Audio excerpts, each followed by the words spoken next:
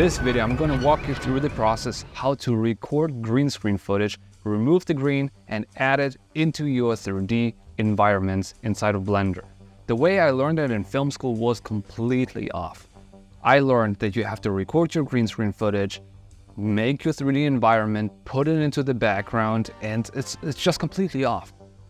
There is a way better way, especially in Blender, where you can use images to planes and put your green screen people inside your 3D environment. So all the lighting and shadows, everything is gonna interact with each other. So here we have my green screen footage. I'm just standing on the green screen and doing my movement. And important here is that my entire body is surrounded by green. If it wasn't the case, if I had this lamp right behind me, that wouldn't be a big deal, but one extra step we don't have to take here. So just make sure to have your entire body surrounded by green. Another thing is, when you build your 3D scene, and I always would recommend building your 3D scene first, which I did, then you can see how would the light affect you. So when I see myself here, I see I have a highlight from the right, I have a highlight from the left, basically not lit from the front at all, because this is how my subject looks in my 3D environment. So I try to simulate that. It doesn't have to be 100% perfect, and even the colors don't have to be 100% perfect, but as good as possible. So we are here inside of After Effects because you can do that in any other editing software. You can do that in Final Cut, Premiere, even inside of Blender. I like to use After Effects for this part because I'm just way more familiar with the settings and I know how to get the green out in the best way. So if you're also using After Effects for that, make sure to follow my steps exactly, and I'm going to try to explain everything I do as detailed as I can. So the first thing is we have our clip here. So I'm just standing there. Look at this handsome guy. I'm trying to remove the green around me. In order to do that properly, you have to make sure to shoot it properly. So you want the green to be as evenly lit as possible. All those green shapes here, they should be as close to each other as possible. That's going to make this part way easier. And you can also see that I was recording from outside the room. This is the kitchen actually, because I needed the whole body in my shot. And also it's great to move your subject away from the green screen so you don't get any unnecessary shadows like this one here. It's not great, but it's still not going to be a big deal, promise. So the first step I do is I hit my little layer here. I selected Control D, that duplicates the layer. I'm going to explain to you later why. So we're going to just remove the background, which is basically the same video. Now I'm going to go here, select my upper layer, and we have to do the green screen keying. For that, I'm going to go Effect, Keying, Key Light 1.2. Nothing happened yet, but now the magic happens. So I'm going to select this little tool here. Now I'm going to select some kind of green which is closest to all the other greens. So something close to your subject. Try to not go too far away because this is the important part to key. So let's go with this green. As you can see, it did most of the job, but it's still not perfect. When you zoom in here, you see all this grainage here. It's very hideous. You don't want it because it's like half transparent, half not. But we're gonna fix that in a second. That's why we have two layers on top of each other. So what we're gonna do is we click on Final Result and go on Screen Matte. Now we have a black and white mask, which is way more easier to see what is actually transparent, which is the black part, and what is actually visible, the white part. But you still see the noisage here. So we're gonna change that by Screen Matte and go up with the blacks until all the green here, everywhere, is completely black. You don't wanna overdo it, you wanna do as little as possible, but as much as necessary. Now I'm gonna do the same thing with white until all that here is gonna be completely white. Sweet.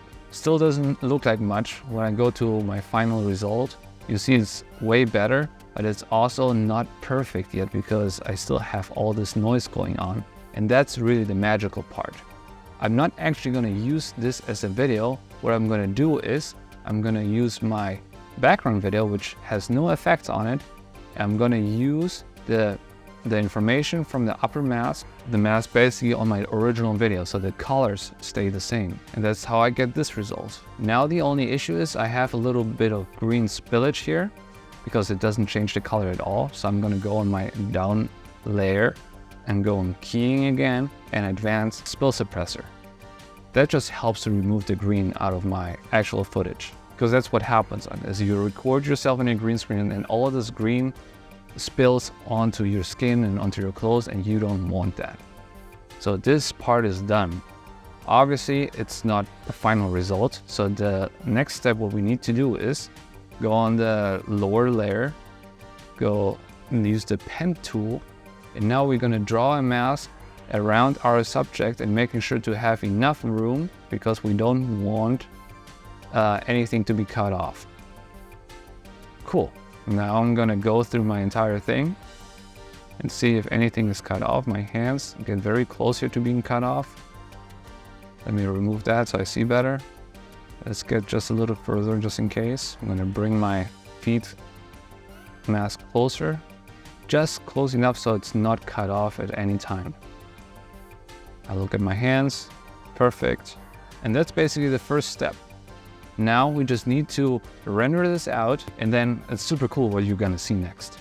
But to render this out properly, you have to look out for one thing. Go on pre-render, select your render settings, but you have to adjust one particular thing. You go on your render settings, and now what you wanna look out for is you need RGB and alpha. But that doesn't render RGB and alpha. Alpha means you have a background there. But if you don't have that, go on format options, go on ProRes 4, all the 4s. And now you can select RGB and alpha. Then you export it, and then we move on to Blender. So this here is my Blender scene. When you look through it, it's basically a parking lot, and I have all kinds of cars here. And throughout the clip, all those cars and even people here, they're gonna be starting to lift, like telekinesis style. Very cool. And I have my little Mihao here. Hashtag Mihao if you're still watching, because this guy, he's always my placeholder. Especially helpful when you have an actual green screen character you're gonna implement later. You can put him in your scene, and then you can actually see what the lighting is gonna look like when everything is rendered, because I have a few light sources, those lamps here. I have an HDRI and also one extra room light just to light him as well. And this is basically the scene. Okay, now we need to bring our green screen guy, this guy, exactly where this guy is standing. And I have like all my camera movement, everything is already done. So I know exactly where he has to be standing. See, everything is lifting up. Up here I can see my actual camera movement. So hopefully that's gonna be super cool. If you want to know how I made this scene, it took me like 2 days to actually create this, so I decided to actually not make a tutorial for now about how to make a scene like that. But if you guys are interested, let me know in the comments below. If you want to make a scene like that yourself, I can make another video, which would be way longer than what I did here, because today's tutorial is only about how to implement a green screen character into your Blender scene. So now we're gonna do that. First step is, I hit Shift and right click to bring my 3D cursor exactly where my little Mihao is. Now I'm gonna hit Shift A, go to Image, and Images as Planes. If you don't have this here, because if you're just starting with Blender and you don't have it, you have to go up to Edit, Preferences, to Add-ons, type in Images as Planes minus Selector, or you just turn it on, go on Save Preferences, then you're gonna have this option too. Shift A, Image, Images as Planes. Now we're gonna go to whatever you rendered, Aftereffects, green screen, heat.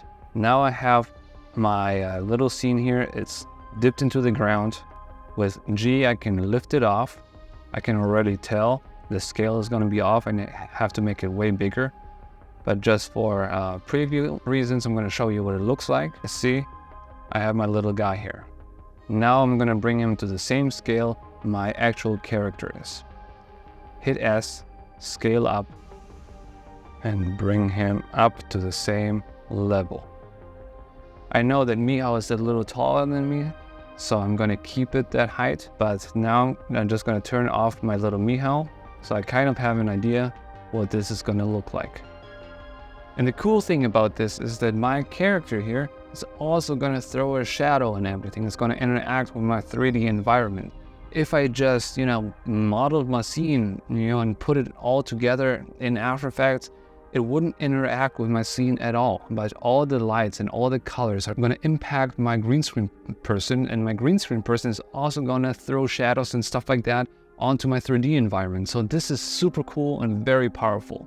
But there's one extra step you have to do, especially when the camera is moving, which is gonna help you to simulate that he's actually standing there. Because my green screen guy, he's a two-dimensional object. He's like basically a piece of paper. It's visible from the front, but from the side, he's gonna be flat, And to avoid that, or to create the illusion that he's actually in there, you want to track his movement according to the camera. So wherever the camera is going, it's gonna move with the camera, and there's a cool constraint you can use to make that happen. So what we're gonna do is we hit our green screen guy. This is our green screen guy. Then we go to constraints, add a track 2. Now here we can select the target, what we want it to be tracked to, which is gonna be our camera. Now you see already it got tilted because the camera's a little higher, so it got tilted. Now the only thing is we have to figure out which axis it has to be tracked to, because it could be all over the place. And for that, we need to go to the other view so we can actually see our green screen guy. So now, right now it's flipped. I'm gonna hit this Z button. So now it's the exact way I want it. And now when I actually play it through, we can see that my object is gonna be tracked to my actual camera. And it's always gonna be aligned.